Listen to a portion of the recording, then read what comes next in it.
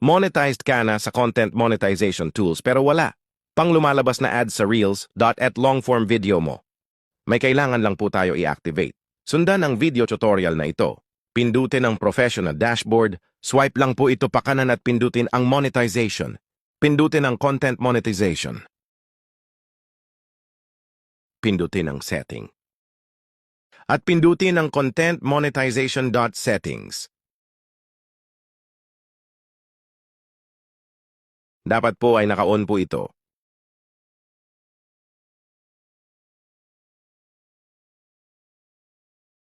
Yan po para magkaroon na ang long-form videos ninyo at reels ng ads. Sana po ay may natutunan at huwag kalimutang Thank you for watching.